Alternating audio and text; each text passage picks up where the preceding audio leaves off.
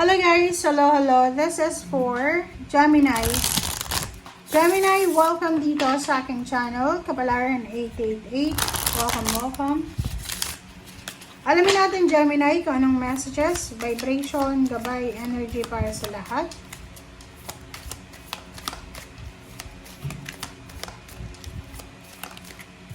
Okay, Gemini, the Hangman. And Nine of Swords. Nine of Wands, sorry. Gemini, nako.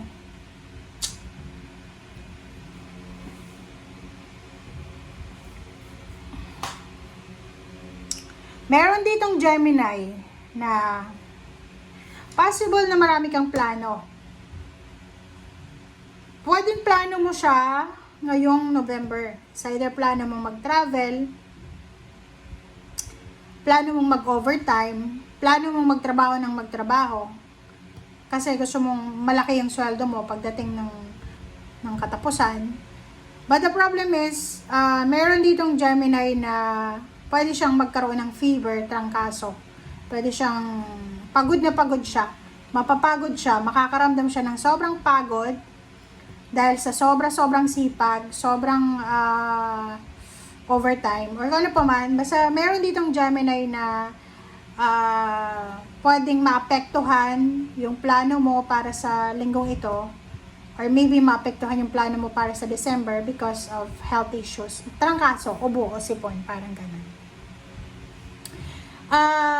Ang gagawin mo daw, or kailangan mong gawin, is just surrender. Just let go.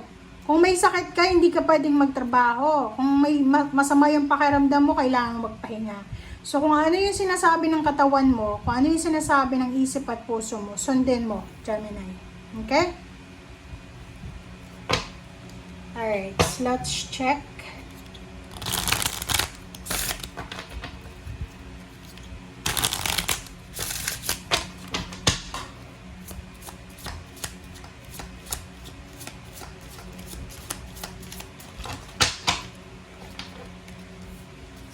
Okay, number 19, Two of Hearts. Sinasabi ng bara sa atin, Gemini, na kung ikaw ay isang lalaki, single ka ba? Hardworking Gemini, single na lalaki. Huwag kang masyadong magmamadali. Kung masama ang pakiramdam mo, magpahinga ka. Kung hindi mo kaya sa ngayon, parang feeling mo, may mga plano ka pero hindi pa siya resonated sa panahon, okay lang, just let go. Kasi, etong Two of Hearts na to, sinasabi, number 19, number 10, na nakatadhana ka, Gemini, na maging fortunate. Nakatadhana ka na maging prosperous and abundant. Okay? So, ibig sabihin niya, may fortune ka na nakasigurado na sa'yo eh. 'Di ba? So, sinasabi ng bara sa'yo na wag masyadong mabilis, wag masyadong magmadali. Kasi siguro na eh, sure na. Halimbawa, na naiinip ka para sa promotion, salary increase, or sa good news, or sa confirmation, wag kang mag-alala. Talagang matatanggap mo siya. Pero hindi pa ngayong November, maybe December or January. Diba? Wow.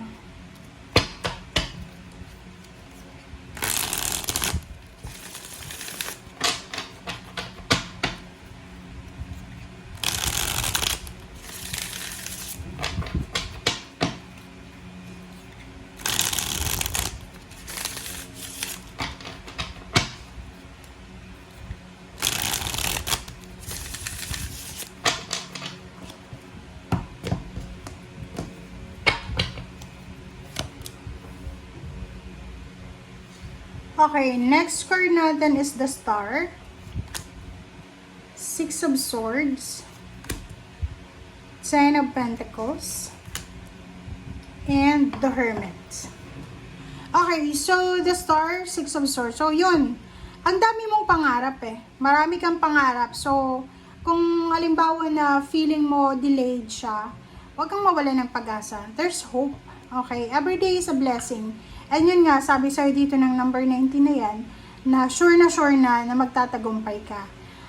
Healing, travel, so sinasabi ng baraha dyan na may nag-aantay sa'yo na relocation, travel, movement, growth.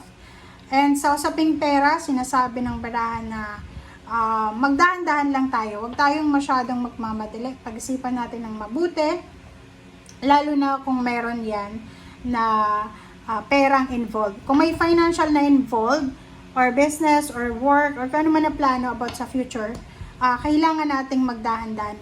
Hanapin natin yung kaliwanagan. Okay? Alright, the Devil, Page of Cups, Justice, and Magician. So, dito sa barahan yan, okay, yung barahan yan, sinasabi ng barahan na you have the power to change everything, diba? So, hindi ibig sabihin na kung ano yung sitwasyon mo sa ngayon, yan na yung final destination. Wala, hindi pa yan. Sinasabi ng barahan na isang magic, good karma, Gemini, ang posibleng darating sa'yo. Mag-ingat lang tayo sa mga decision making natin. Yun, ang kailangan mo lang naiwasan, Gemini, simula ngayong linggo, is yung mabilis kang gumawa ng action. Diba? Kaya nandito yung Hermit, tsaka the Devil. Ganun siya eh. Kung mapapansin mo, pareho pula yung buhok niya. May green dito na snake. Green din yung damit niya. Sinasabi ng baraha dyan na bago tayo gumawa ng desisyon, magplano, i-pursue ang isang bagay, pag-isipan muna natin, huwag tayong madadala sa impulsiveness, huwag tayong magpapadala sa pagiging mabilis kang gumawa ng desisyon. Huwag kang ganon. And kailangan mong maging kalmado. Okay? Kalmahin mo yung sarili mo. Lalo na kung kontrata yan, pagpapakasal, kontrata, lahat ng klase ng dokumento na kailangan pirmahan, paperwork na kailangan ayusin.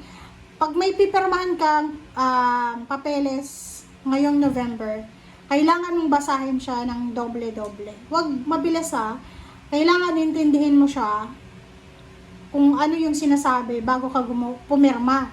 And at the same time, yung pagpapakasal, pagpipirma sa offer sa'yo, job offer, kailangan mo din pag-isipan kasi pwede kang magkamali, pwede kang magsisi. Baka impulsive ka lang na pwedeng, or aggressive ka lang. So, kailangan mong magdahan-dahan.